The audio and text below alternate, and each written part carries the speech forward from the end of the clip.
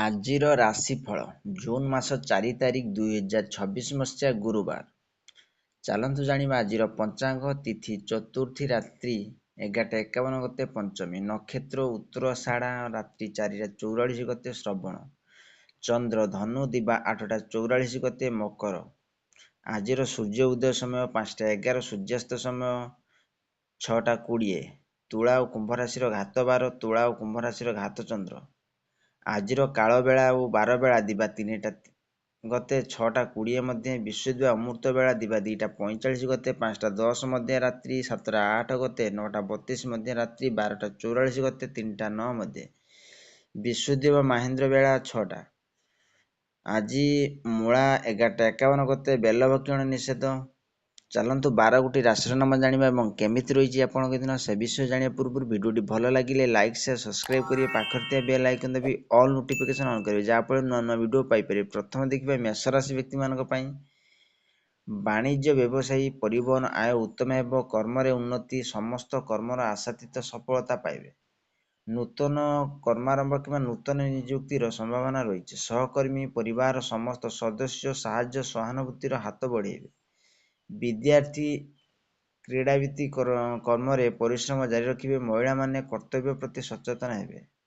ସେହିଭଳି ଦେଖିବା ବୃଷ ରାଶି ବ୍ୟକ୍ତିମାନଙ୍କ ପାଇଁ ଆଜି ବାଣିଜ୍ୟ, ବ୍ୟବସାୟୀର ଆୟ ସ୍ୱଳ୍ପ ରହିବ। କର୍ମସ୍ଥାନରେ ସହକର୍ମୀଙ୍କ ସହ ମତାନ୍ତର, ଉପରିସ୍ଥ କର୍ମଚାରୀଙ୍କ ରୋଷରେ ଶିକାର ହେବେ। ବାପା ମାଙ୍କ ସ୍ୱାସ୍ଥ୍ୟକୁ ନେଇ ଚିନ୍ତିତ ହେବେ କିମ୍ବା ତାଙ୍କ ସହ ମତଭେଦ ଘଟିପାରେ। ପରିବାରର ଅଶାନ୍ତି, ବନ୍ଧୁଙ୍କଠାରୁ ଅପମାନ ପାଇପାରନ୍ତି। ବିଦ୍ୟାର୍ଥୀ କର୍ମରେ ଅବହେଳା କରିବେ। ମହିଳାମାନଙ୍କର ଗୁରୁଜନଙ୍କ ସହ ବିବାଦ ହେବ। ସେହିଭଳି ଦେଖିବା ମିଥୁନ ରାଶି ବ୍ୟକ୍ତିମାନଙ୍କ ପାଇଁ ବାଣିଜ୍ୟ, ବ୍ୟବସାୟରେ ଆୟ ମଧ୍ୟମ ହେବ। କର୍ମ ପ୍ରତି ଅନାଗ୍ରହ, ଆଳସ୍ୟତା ପ୍ରକାଶ ପାଇବେ। ମନ ଅସ୍ଥିର ରହିବ ଓ ପରିବାରର ବିବାଦ ଦେଖାଦେବ। ସମସ୍ତ କର୍ମରେ ଅଯଥା ବିଳମ୍ବ, ବାଧାବିଘ୍ନ ଉପୁଜିବ। ବିଦ୍ୟାର୍ଥୀ, କ୍ରୀଡ଼ାବିତ ସ୍ୱକର୍ମ ଅବହେଳା କରିବେ। ମହିଳାମାନେ ବିଷାଦଗ୍ରସ୍ତ ହେବେ। ସେହିଭଳି କର୍କଟ ରାଶି ବ୍ୟକ୍ତିମାନଙ୍କ ପାଇଁ ବାଣିଜ୍ୟ, ବ୍ୟବସାୟୀ, ପରିବହନରେ ଆୟ ମଧ୍ୟମ ରହିବ। କର୍ମସ୍ଥାନରେ ଉଚ୍ଚ ପ୍ରଶଂସିତ ହେବେ। ମହିଳା ଓ ସହକର୍ମୀଙ୍କ ସାହାଯ୍ୟ ସହଯୋଗ ପାଇବେ।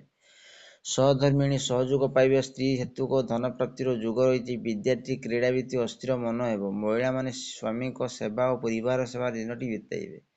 ସେହିଭଳି ସିଂହ ରାଶି ବ୍ୟକ୍ତିମାନଙ୍କ ପାଇଁ ଆଜି ସ୍ୱାସ୍ଥ୍ୟଗତ ସମସ୍ୟା, ଦୁର୍ଘଟଣା ଘଟିବାର ସମ୍ଭାବନା ରହିଛି।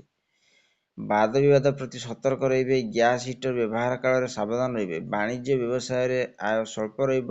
କର୍ମରେ ଆଳସ୍ୟତା ଓ ଅନାଗ୍ରହ ଭାବେ ପ୍ରକାଶ ପାଇବ। ଶତ୍ରୁମାନଙ୍କ ଦ୍ୱାରା ପୀଡ଼ା ପାଇବେ। ପରିବାର ବିବାଦ ଦେଖାଦେଇପାରେ। ବିଦ୍ୟାର୍ଥୀ ଓ କ୍ରୀଡ଼ାବିତ କର୍ମ ପ୍ରତି ଅନାଗ୍ରହ ହେବ। ମହିଳାମାନଙ୍କ ଗୁରୁଜନଙ୍କ ସହ ବିବାଦ ହେବ। ସେହିଭଳି କନ୍ୟା ରାଶି ବ୍ୟକ୍ତିମାନଙ୍କ ପାଇଁ ଅପମାନ, ଅପଯଶ, ଅପବାଦ ପାଇପାରନ୍ତି। ପୁତ୍ର ଓ କନ୍ୟା ଅବଜ୍ଞା କରିବେ। ସେମାନଙ୍କ କର୍ମକୁ ନେଇ ଚିନ୍ତିତ ହେବେ। ବାଣିଜ୍ୟ, ବ୍ୟବସାୟରେ ଆୟ ମଧ୍ୟମ ହେବ। କର୍ମସ୍ଥାନରେ ବାଧାବିଘ୍ନ, ସହକର୍ମୀଙ୍କ ଉପରିସ୍ଥ କର୍ମୀ ଓ ଅପମାନ ଦେଇପାରନ୍ତି। ବାପା ମାଙ୍କ ସହ ମତାନ୍ତର କିମ୍ବା ତାଙ୍କ ସ୍ୱାସ୍ଥ୍ୟଗତ ସମସ୍ୟା ଦେଖାଦେଇପାରେ। ବିଦ୍ୟାର୍ଥୀ, କ୍ରୀଡ଼ାବିତ କର୍ମରେ ଅବହେଳା କରିବେ। ମହିଳାମାନେ ପରିବାର ଅସମ୍ମାନିତ ହେବେ। ସେହିଭଳି ତୁଳା ରାଶି ବ୍ୟକ୍ତିମାନଙ୍କ ପାଇଁ ବନ୍ଧୁବାନ୍ଧବ, ସହକର୍ମୀ, ପରିବାର ସମସ୍ତ ସଦସ୍ୟଙ୍କ ସାହାଯ୍ୟ ସହଯୋଗ ପାଇବେ। ବ୍ୟବସାୟରେ ଆୟ ମଧ୍ୟମ ହେବ। କର୍ମସ୍ଥାନରେ ପ୍ରଶଂସିତ ସଫଳତା, ସୁବିଧା ସୁଯୋଗ ହାସଲ କରିବେ। ମୂଲ୍ୟବାନ ଧାତୁ, ଭୂମି କିମ୍ବା ଯାନବାହନ କ୍ରୟ କରିପାରନ୍ତି। ବିଦ୍ୟାର୍ଥୀ, କ୍ରୀଡ଼ାବିତ କର୍ମରେ ସଫଳତା ପାଇବେ। ମହିଳାମାନେ ଅତିଥି ସତ୍କାର କରିବେ।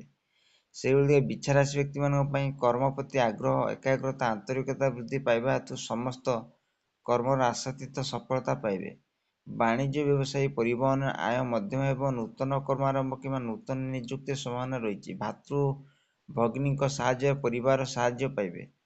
ସେହିଭଳି ଧନୁରାଶି ବ୍ୟକ୍ତିମାନଙ୍କ ପାଇଁ ଆର୍ଥିକ କ୍ଷତି, ବାଣିଜ୍ୟ, ବ୍ୟବସାୟର କ୍ଷତି ପହଞ୍ଚିବ। କର୍ମର ଅନାଗ୍ରହ, ବିଘ୍ନ ସୃଷ୍ଟି ହେବ। ମୂଲ୍ୟବାନ ପଦାର୍ଥ ନଷ୍ଟ ବା ଖରାପ ହୋଇଯାଇପାରେ। ଧନକୁ ନେଇ ବିବାଦ, ପରିବାର ଅଶାନ୍ତି ଦେଖାଦେବ। ବିଦ୍ୟାର୍ଥୀ, କ୍ରୀଡ଼ାବିତ ଅସ୍ଥିର ମନ ହେବ। ମହିଳାମାନେ ବଦ ଖର୍ଚ୍ଚୀ ହେବେ। ସେହିଭଳି ମକର ରାଶି ବ୍ୟକ୍ତିମାନଙ୍କ ପାଇଁ ବ୍ୟୟ ହେଲେ ମଧ୍ୟ ଆଜି ଦିନର ସୁଖାଦ୍ୟ, ସୁବ୍ୟସନ ପ୍ରାପ୍ତ ହେବ। ଯଶ, ସମ୍ମାନ, ସାମାଜିକ ପ୍ରତିଷ୍ଠା ବୃଦ୍ଧି ଘଟିବ। ବାଣିଜ୍ୟ, ବ୍ୟବସାୟରେ ଆୟ ମଧ୍ୟମ ହେବ। କର୍ମରେ କିଛି ବିଘ୍ନ ଘଟିପାରେ।